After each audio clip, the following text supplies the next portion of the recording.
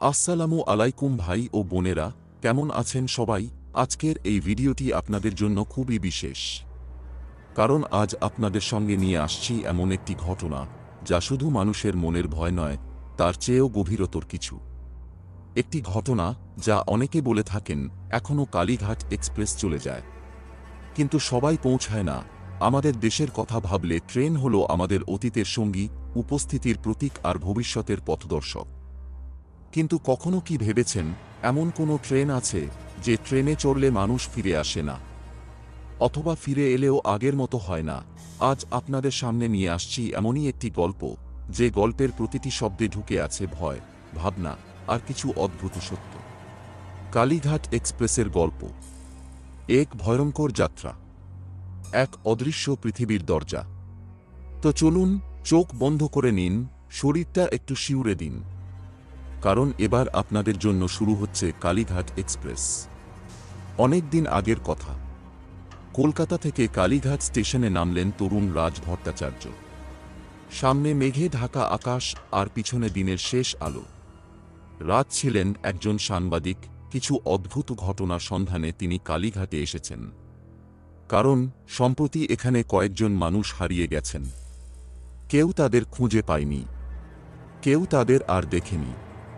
কালীঘাট স্টেশনটা খুব পুরানো, আর কয়েক বছর পরে এটি বন্ধ হয়ে যাবে।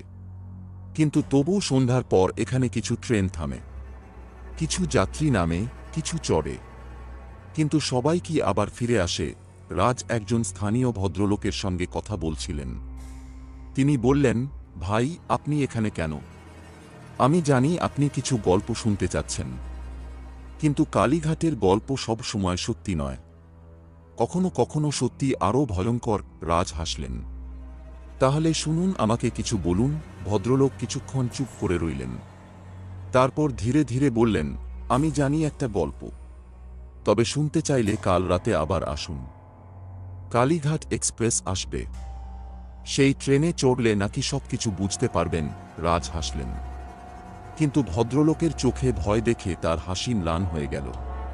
তিনি ঠিক করলেন পরদিন রাতে আবার কালীঘাট স্টেশনে আসবেন, আর সেখানেই শুরু হবে তার ভয়াবহ যাত্রা। পরদিন রাত কালীঘাট স্টেশন নিঝুম, কোথাও কোনো মানুষ নেই। রাজ একা একা দাঁড়িয়ে আছেন। ভদ্রলোক আর আসেননি। রাত 10টা। হঠাৎ একটা ট্রেন এল, কিন্তু সেটা কোনো সাধারণ ট্রেন নয়। ট্রেনটি ছিল কালো রঙের, কিছুটা পুরানো ধরনের, একেবারে প্রাচীন লাগছিল। লাল রঙের একটা ব্যানার দেখা গেল, কালীঘাট এক্সপ্রেস। রাজ অবাক হলেন, কারণ তিনি কখনো এমন ট্রেনের নাম শোনেননি। কিন্তু তার মনে হলো তিনি এটা আগেও দেখেছেন। কোথায়, কখন?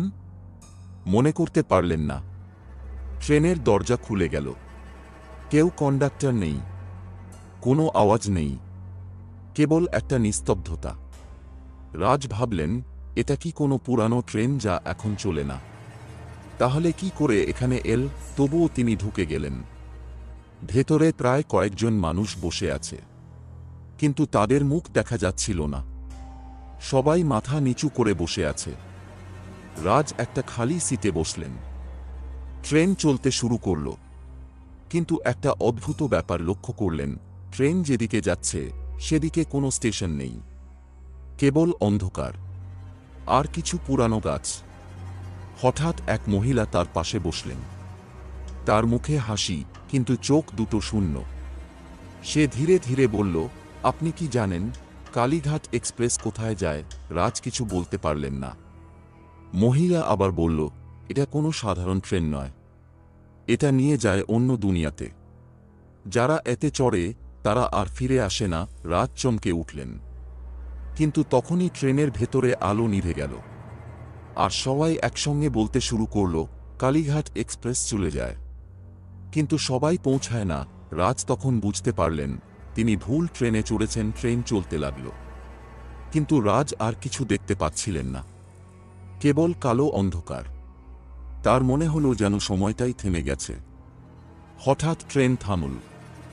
রাজ জানালা দিয়ে বাইরে তাকালেন, কিন্তু কোথাও কিছু নেই, কেবল একটা পুরানো প্ল্যাটফর্ম। কোনো নাম নেই, মহিলা আবার বলল, এটা আপনার স্টপ। আপনি নামবেন? রাজ বললেন, না, আমি ফিরে যেতে চাই। মহিলা হেসে বলল, ফিরতে চাইলেও আপনি পারবেন না। এখানে কেবল একদিকে টিকিট পাওয়া যায়। রাজ উঠে দাঁড়ালেন, ট্রেন থেকে নামলেন। প্ল্যাটফর্মটা খুব গন্ধ ছিল, কিছুটা মরা ফুলের গন্ধ। হঠাৎ তিনি একটা মেয়েকে দেখলেন, তার হাতে একটা লাল রঙের টুপি। মেয়েটা কিছু বলছিল না, কিন্তু তার চোখ দুটো রক্তে ভরা। মেয়েটা রাজের দিকে এগিয়ে এলো, আর তখনই রাজ বুঝতে পারলেন এ কোনো সাধারণ জায়গা নয়, এটা অন্য কিছু। রাজ দৌড়ে ট্রেনে ফিরে এলো, কিন্তু ট্রেন আর নেই। শুধু একটা কাগজের টিকিট পড়েছিল, তাতে লেখা, আপনি এখন কালীঘাট এক্সপ্রেসের যাত্রী। রাজ বুঝতে পারলেন তিনি ফিরে আসবেন না। আজকের গল্পটি শেষ হল। কালীঘাট এক্সপ্রেস আর চলে যায়নি, কিন্তু রাজের গল্প হয়তো এখনো চলছে, কোথাও কোনো অদৃশ্য জগতের মধ্যে। আপনাদের কি মনে হয় এ কি শুধু একটা গল্প, নাকি এমন কিছু ঘটনা আছে যা আমরা মানতে পারি না?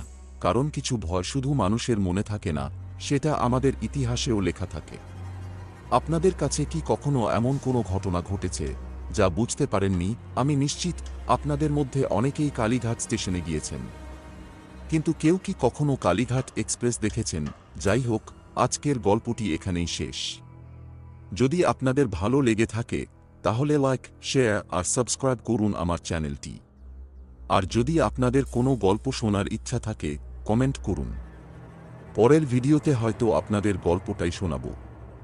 আর মনে রাখবেন, কালীঘাট এক্সপ্রেস চলে যায় কিন্তু সবাই পৌঁছায় না।